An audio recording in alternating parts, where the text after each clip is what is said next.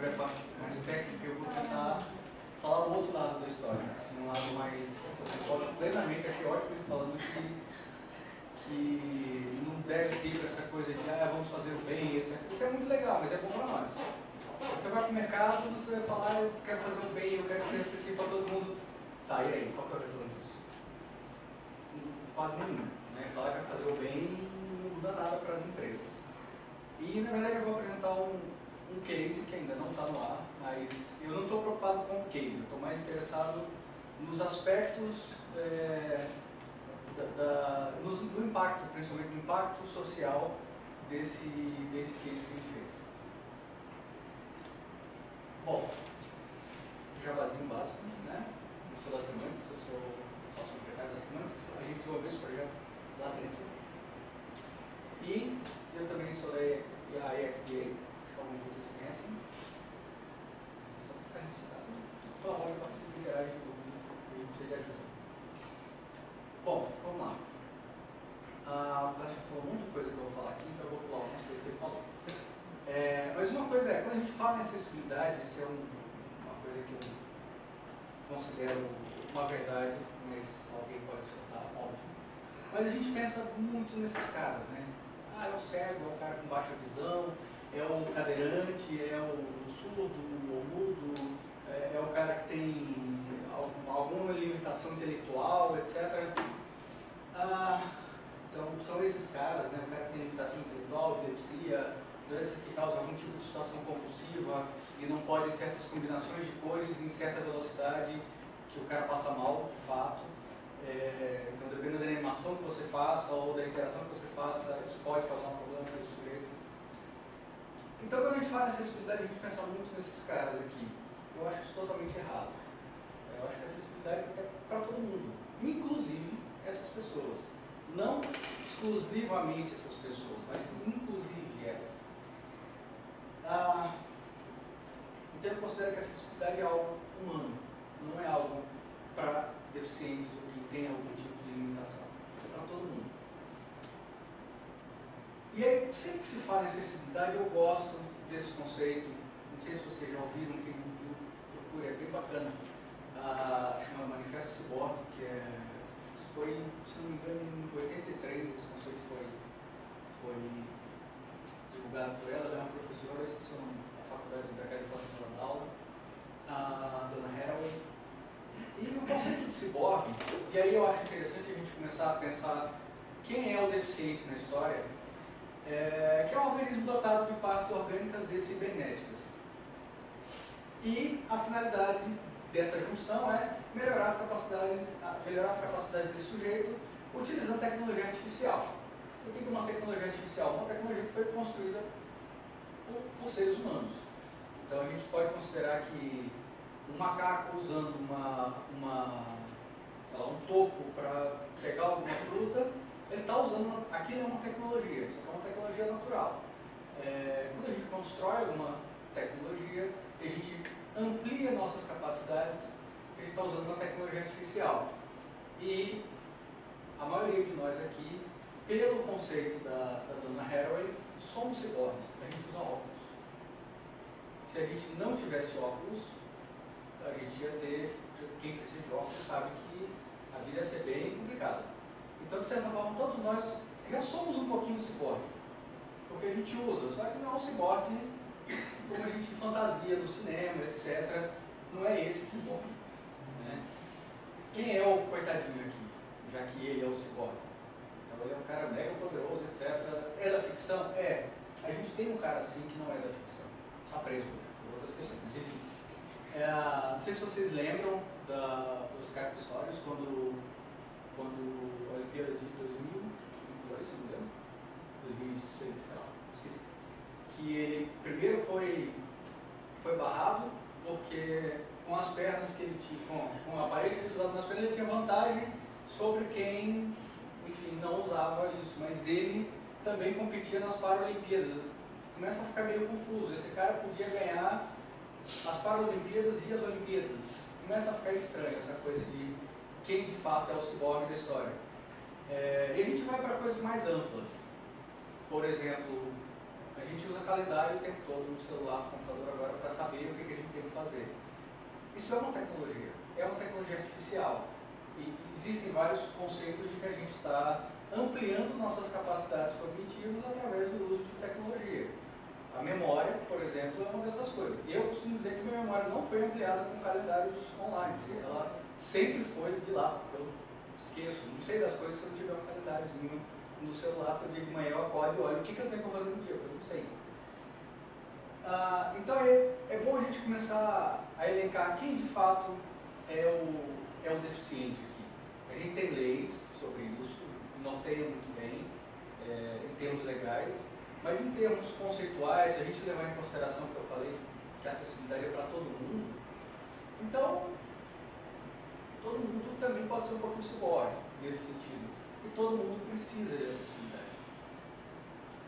Não é só aquele cara que é cego, não é só o cara que é cadeirante, não é só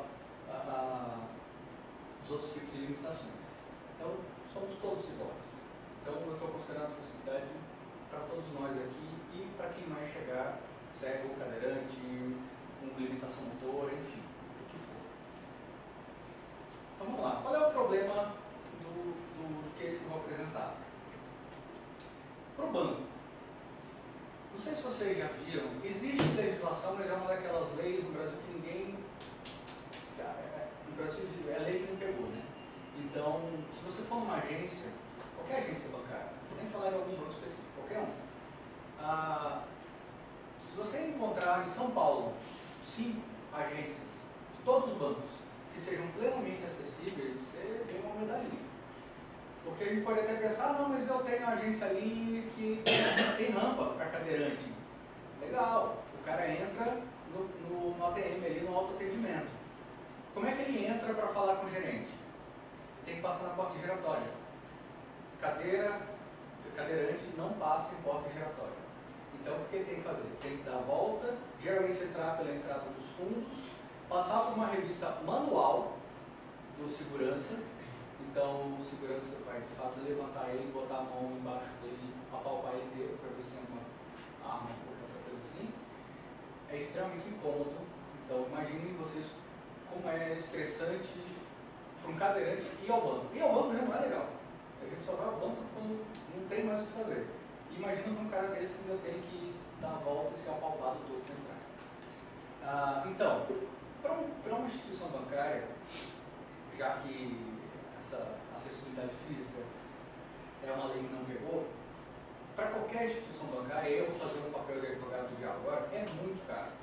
Você pegar e comprar aquelas portas giratórias gigantes que cabem o cadeirante, é muito caro. Trocar aqui em todas as agências, pensa só em São Paulo, trocar todas as agências de São Paulo, fazer rampas que cheguem até a porta e preparar isso tudo, é um trabalho de engenharia, arquitetura gigante. Então, não, isso não vai acontecer, a não ser que seja por força de lei. Então, os bancos não vão fazer isso. Então, esse é o problema. Esse é um dos problemas. Outro problema para o funcionário do banco.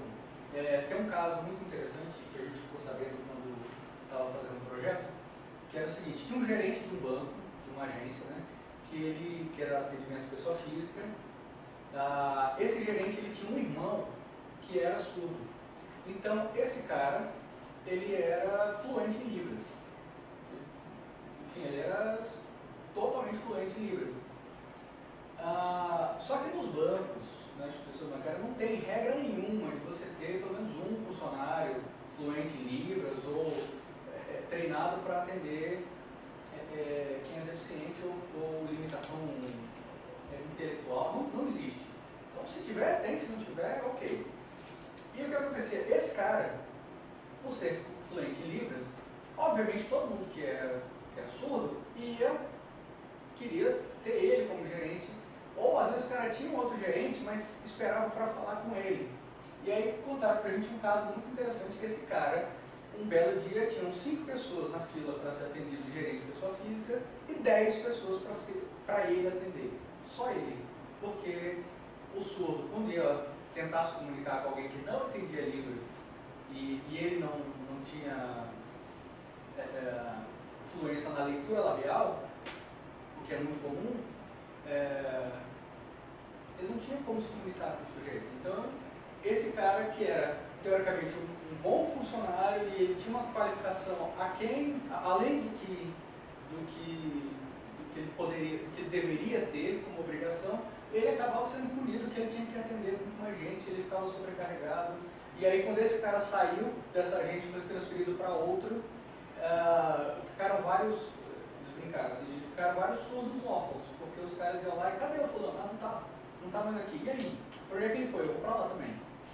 Então, esse cara acaba sendo punido, de certa forma, né? Ele acaba sendo sobrecarregado, na verdade.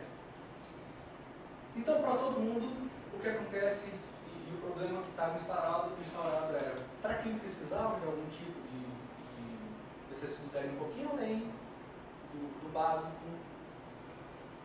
estava ferrado, não tinha jeito, não tinha muito o que fazer.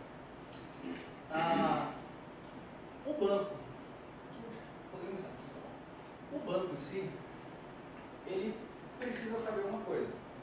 Ele precisa saber quem são esses caras, primeiro. Não sei se você sabe, mas quando você tem uma conta corrente, poupança, qualquer coisa que você tem no serviço bancário, lá você é identificado se você é deficiente ou não. Por quê? Existem linhas de crédito exclusivas para deficientes. Então tem, por exemplo, uma linha de crédito que saiu na época, onde você tinha, se não me engano, até 30 mil reais para comprar a cadeira de roda a que você quisesse. Você tinha esse crédito praticamente disponível a bem fácil acesso, com juros zero, absolutamente zero. Era um fundo do BNDES que foi destinado para isso. Quem tinha acesso, assim, para um cara que é cadeirante, comprar uma cadeira, não precisa de 30 mil, mas comprar uma cadeira de 10 mil, que já anda sozinha, motorizada, etc., é fantástico. E é juros zero. Então dá para amortizar em, sei lá, 10 anos. É a vida útil da cadeira, o cara vai pagando 100 reais por mês. É ótimo. Quem é que consegue essa linha de crédito? Uma parcela mínima dos cadeirantes. Porque esses caras não se identificam no banco. Por que eles não se identificam? Alguns bancos, aí tem regras diferentes para banco, mas alguns bancos adotam uma regrinha ridícula de, se você está registrado no banco como deficiente, o máximo que você pode sacar por dia é 500 reais. Você pode ter 2 milhões na sua conta. Você quer sacar, você vai sacar de 500 em 500. Ou então você transfere com autorização do gerente, você tem que ir lá na agência. Não me pergunte por quê. Provavelmente alguma coisa tipo, são pessoas mais vulneráveis, então não vamos deixar de sacar muito, porque aí pode ser assaltado. Não sei. Só sei que alguns bancos têm isso. Então, acaba que toda essa comunidade que eles se comunicam muito, é incrível como eles se juntam, digamos assim,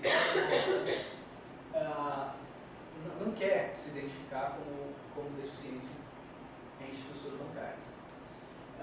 Inclusive, tem gente que nos relataram casos de pessoas que, ao abrir a conta, deixaram claro e ficaram registrados como, e depois queriam, não, mas será que eu não tenho como tirar essa coisinha aí de eu ser deficiente, eu poder ser um correntista normal, entre aspas, né? Não dá mais. Você não deixa de ser deficiente. Mas é possível essa questão. Bom, qual era o objetivo então? O objetivo do banco era que as pessoas se cadastrassem como deficientes. Porque a partir daí você teria uma série de linhas de crédito, tinham programas e serviços exclusivos para esses caras, e esses caras não estavam usando essas coisas justamente porque eles não queriam ser identificados como. Então a gente tem dois lados que são meio... eu tenho uma coisa para te oferecer e você tem que dizer o que é. Eu não quero dizer o que é porque você me limita. Então a gente tem um balanço aqui meio complicado, uma questão de negócio bastante complicado. O objetivo de todo mundo era isso, né? Era ficar feliz ou poder no mínimo usar o serviço bancário de uma forma eficiente. O que foi pensado para esse projeto? Existiam N saídas, desde saídas puramente de negócio, estratégicas, de banco, até saídas que foi o que a gente chegou ao fim das contas, que é uma saída totalmente digital. Uma coisa é, vamos treinar gerente. Vamos ter nas agências pelo menos um gerente fluente em Libras e treinado para atender pessoas com limitações intelectuais. Porque o tratamento é diferente. Inclusive, o Wes falou de a imagem tem que ter a descrição, etc. Isso é bastante claro para quem tem deficiência visual, né? O cara que é cego, ele usa um leitor de tela, então você precisa ser descritivo. Só que tem coisas que a gente ignora um pouco quando a gente fala em acessibilidade. Porque, por exemplo, o cara que é surdo, não sei se vocês sabem, mas boa parte, a maioria das pessoas que são surdas, eles têm uma estrutura linguística totalmente diferente, eles entendem a língua diferente da forma como a gente entende, porque Libras ela tem uma sintaxe diferente, ela tem um léxico diferente. Então, se a gente começar a usar muita metáfora, se a gente usar palavras que não sejam, frases que não sejam retinhas, frases que sejam meio mestre Yoda, e a gente usa de vez em quando, sem perceber, esses caras não entendem. E pode ser uma frase curta, de 7 palavras, mas se tem ali o sujeito trocado e você muda a ordem e não é uma frase extremamente objetiva, esse cara começa a não entender direito e começa a se confundir. De quem você está falando? Você está falando comigo? Sei lá, você tem lá um rótulo, suas anotações e minhas anotações. Qual que você usa? É minhas ou é suas? São minhas, o sujeito lendo, é minha ou é suas, a interface falando com o cara? Isso começa a complicar. Tá? Essas pessoas eles acabam tendo esse tipo de dificuldade também. E não é uma questão técnica, é uma questão de redação. De fato, é uma questão de rotulação. Como é que a gente rotula as coisas? Então, uma das saídas era essa, começar a treinar gerentes. Isso é um custo também tão grande quanto. E uma coisa que acontece muito é a rotatividade de gerente. Então, você tem um gerente que está hoje na Penha, aí ele vai para Lapa, aí depois ele muda e vai para Pinheiros, aí depois ele muda e vai lá para a Zona Leste. E isso acontece. Isso é normal acontecer em instituição bancária. Então, começa a ficar inviável. Daqui a pouco, o cara que foi treinado, ele vem para Lapa, que também já tinha um, aí o outro também vem para cá, que eu fico cheio de cara que é bom em lidar com esse público e nas outras agências não tem ninguém. Então não funciona, acaba não funcionando. O que a gente pensou? Se a gente está falando em um ambiente online, eu não tenho a questão física.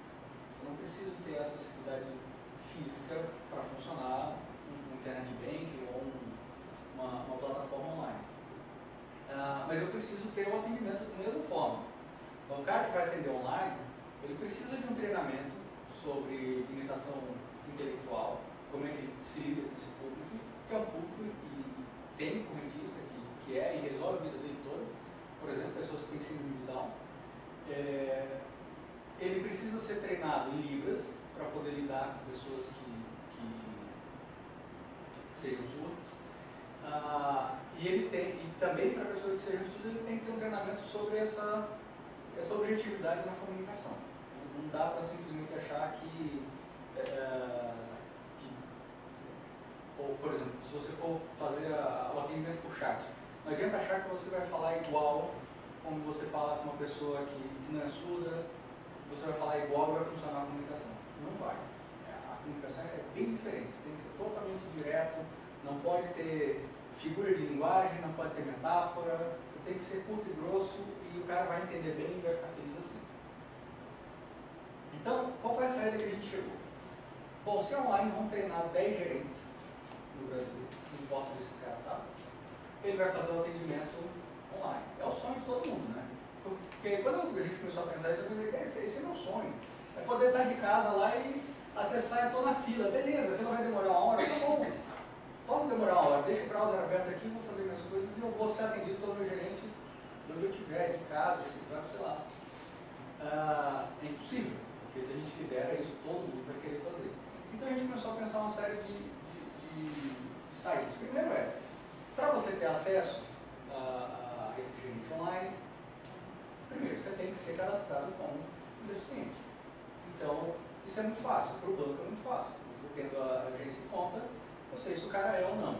A partir daí ele pode agendar um atendimento nesse gerente online. Esse gerente, além do treinamento, ele é chamado de gerente universal. Ele não é o seu gerente da sua conta, mas ele tem direitos como o gerente da sua conta. Então ele está lá no Piauí, mas ele consegue gerenciar a sua conta exatamente como um gerente físico aqui da agência do lado, que seria teoricamente o seu gerente. Então você acaba criando toda essa essa possibilidade de acesso desse sujeito. Ao mesmo tempo, quando você traz esse cara para dentro da plataforma, porque para você poder ter acesso online, você precisa se cadastrar como deficiente. Então, sendo identificado, você passa a receber as linhas de crédito, os benefícios, enfim. Também tem aplicativos para download, para leitura de tela, para uma série de aqui é um exemplo. Então você tem o CDC de acessibilidade, que é uma linha de crédito exclusiva para isso.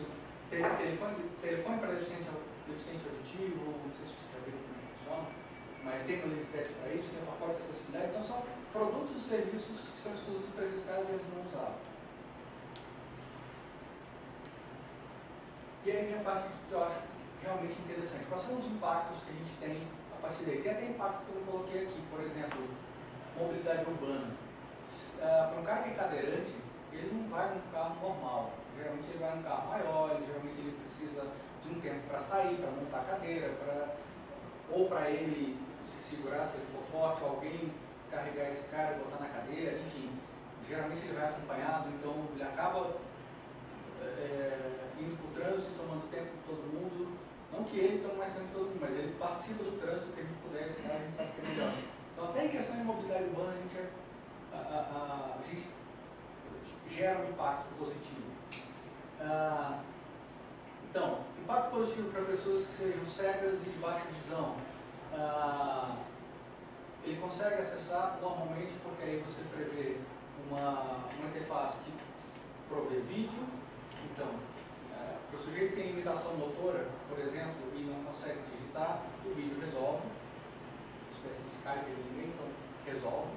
Para o sujeito que é cego, resolve porque tem o chat, e o chat é totalmente acessível. Para a pessoa de baixa visão também o chat, e também foi todo pensado em questão de contraste de cores e tamanho de fonte. Tanto é que, não sei se depois tem uma tela doutora ela, que a gente costuma dizer que não é bonito, mas não é para ser bonito, é para funcionar, é para resolver o problema. As fontes são grandes, então quem é designer visual geralmente olha assim e fala, isso devia ser menorzinho, fica mais elegante, a fonte devia ser mais fina, é mais elegante, não importa se é mais elegante, tá? Vai resolver a vida do sujeito, ele vai ficar feliz assim, com um negócio com alto contraste, com a fonte um pouco maior do que o normal, é assim que a gente está resolvendo a vida dele. Para o cara que é cadeirante, eu acho que essa frase aqui é o que a gente mais entende que resolve a vida dele, que é tudo que você faz na agência, você vai fazer online. Você não vai precisar levar para a cadeira para lugar nenhum, não vai precisar pegar um táxi caro que tem o suporte, ou não vai ter que chamar alguém, enfim. Para o sujeito que é surdo ou com outras limitações, o treinamento com o gerente resolvia e resolve a vida do funcionário do banco que é bem qualificado, porque ele acaba não tendo uma sobrecarga de trabalho considerável por conta dele ser um bom funcionário e ter, por exemplo, fluência em mídias. Esses impactos todos, a tela puxei coisinha para você, deixa eu ver se eu acho.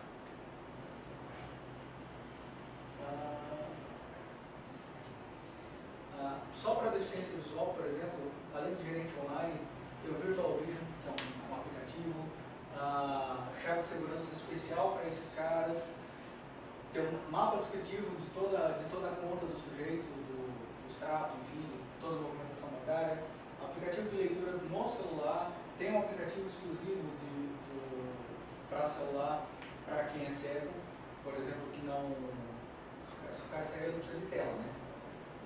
Ele não precisa ver, ele não precisa ter nada ali visual. E se o cara é cego e ele usa o aparelho como a gente usa, se alguém ficar olhando, ele vai ver a conta desse cara. Então, você tem um internet banking, tem todas as funcionalidades do internet banking normal, só que não aparece nada na tela. Pronto, resolve a vida dele. Não precisa ter na verdade, a gente até questionou isso, mas como não era a nossa praia, era outra empresa que desenvolvia, só precisa desligar a tela. Não tinha como utilizando isso ontem. Acho que eu senti isso logo. Com a tela apagada. Com a tela apagada ele ficava.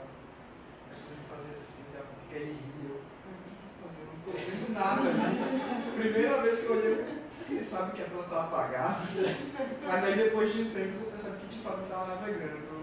E você sabe que parece um negócio óbvio, mas não era nosso escopo e a gente acabou discutindo na hora e rimos muito, porque é o seguinte, começaram a falar, mas a acessibilidade física para o cara que é cego, ele tem esse problema, que ele vai na tela, ele chega ali e ele usa aquilo. Boa parte das vezes ele consegue usar, boa parte dos ATMs, dependendo do banco, funciona. Não muito bem, mas funciona. O cara se resolve. E aí começaram a falar, não, tem que ter uma cabine separada para esse cara, tem que ter um ambiente que esse cara entra e ninguém consiga ver, porque se o cara ficar ali meio de lado, você consegue ver o que o cara está fazendo, consegue ver a senha e tudo mais. É simples. O cara entrou ou botou o cartão, identificou que ele é deficiente, apaga a tela. Ele não precisa ver a tela para fazer nada. Isso é uma coisa que na hora parece que, descobrimos a luz. Não, é simples, é só pensar, cara, o que ele precisa de fato? Eu preciso tocar as coisas, eu preciso dar uma resposta para ele a cada ação que ele faça na tecla, ou um retorno auditivo, que é como funciona, boa parte deles, não sei se vocês já viram, o cego usando a ATM, tem um plugzinho ali de fone de ouvido e coloca e eles vão. Deixa eu acabar aqui.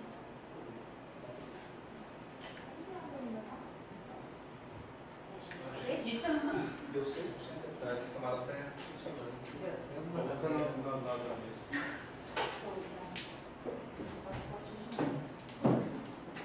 Esse é assim que é o Luiz.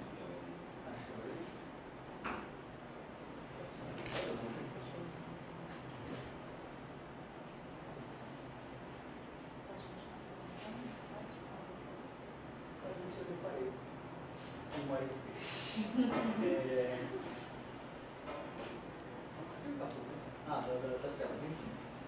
A ideia base é pensar e assim, o processo, acho que é interessante falar um pouquinho do processo. A demanda, na verdade, foi para um portal de acessibilidade, que era justamente uma ideia de eu quero oferecer para esse público, que é um público razoável, e pense o seguinte, para o banco começar uma ideia dessa, ele não começou pensando a interface, ou pensando sistemas, ou pensando nada. Começou pensando, eu tenho um monte de linha de crédito aqui que não está sendo usada, está disponível, não está sendo usada, e eu tenho um público para isso. Então foi uma demanda, de fato, estratégica comercial. Não foi uma demanda bonita de, legal, gostamos desse público e queremos o bem para o mundo. Não vamos ser tão inocentes assim de achar que um banco, principalmente o banco, vai começar a partir de uma premissa de acessibilidade simplesmente porque acha bonito, acha legal e tem alguém lá dentro que comprou a ideia. Não, é uma demanda de fato estratégica de negócio. É um público que tem conta corrente, que paga a mensalidade, que tem cartão de crédito, que usa, que compra online, faz tudo o que a gente faz. Não tem uma diferença quantitativa nem quantitativa, tem, mas enfim, eles são um público que é quantitativamente representativo, vale a pena, até como instituição bancária. E qualitativamente não tem diferença nenhuma. O dinheiro que eles gastam não é o dinheiro que a gente gasta. Então, para cada público, existe um pacotinho de coisas, aqui tem até mais, aqui eu cortei a tela, de vantagens para cada público específico.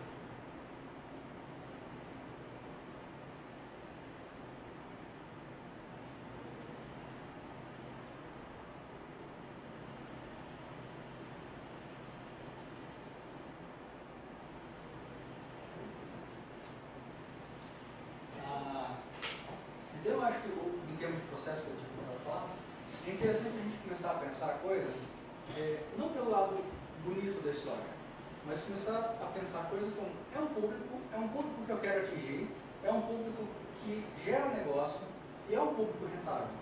Então, vamos começar a pensar, claro, para nós aqui é importante ter a consciência de que a acessibilidade, eu estou fazendo um bem para esses usuários, mas não vamos levar essa inocência para quando a gente defender os projetos, porque isso não vai dar em nada. Tá? Vai dar como falando aqui. bacana a gente pensar nesse público e resolver um problema deles, muito bacana, mas quando você vai para o mercado, isso interessa muito. Então, o nosso processo ele foi bem assertivo nesse ponto de a gente está vendo esse público não como coitadinho. A gente não está vendo como os coitadinhos que a gente está ajudando. Não. A gente está vendo como um público que a gente quer atingir e que a gente quer chegar neles e a gente sabe como chegar neles. Eles têm problemas e a gente está resolvendo esses problemas. Então, quando a gente, não sei quem participa de startups e coisas assim, sempre se fala, você tem que resolver um grande problema do sujeito. É a mesma coisa. Só que desses caras a gente já conhece o problema deles faz muito tempo. Startups que surgem agora tentam resolver o nosso problema. Legal, bacana também é bacana. Mas tem um público aí que tem um baita problemão, que a gente já sabe como resolver, e é só projetar a solução para isso. Não é nada complicado. Assim como o Clécio falou em termos de a parte mais técnica da coisa, não é nada de outro mundo. Ele falou desde quando ele trabalha com essas ideias, eu comecei a lembrar quando é que eu fiz o primeiro projeto.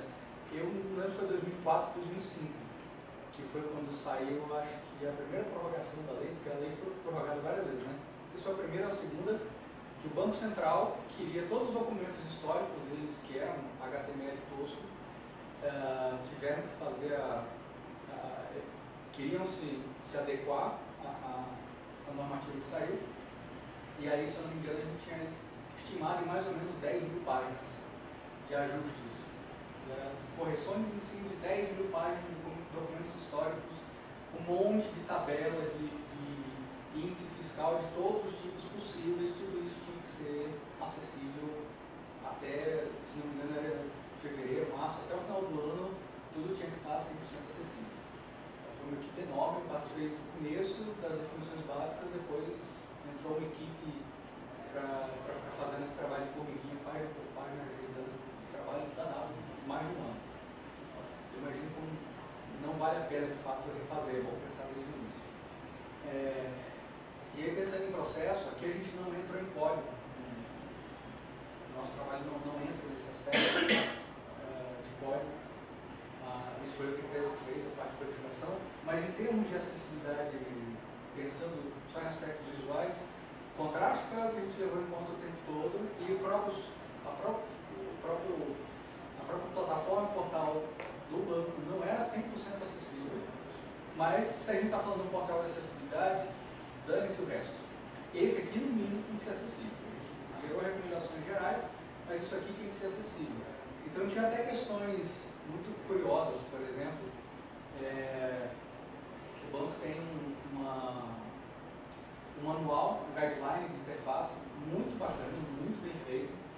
São mais ou menos 170 páginas, é muito detalhado. E a gente brincava que qualquer página nova que surge aqui, você não cria, você brinca de leve, porque os objetos estão lá. Você só tem que pegar e dizer, aqui eu quero isso, aqui eu quero aquilo. Você não pode criar objetos novos. O guideline deixava bem rígido isso, justamente para ter agilidade no processo. Até entendo as razões.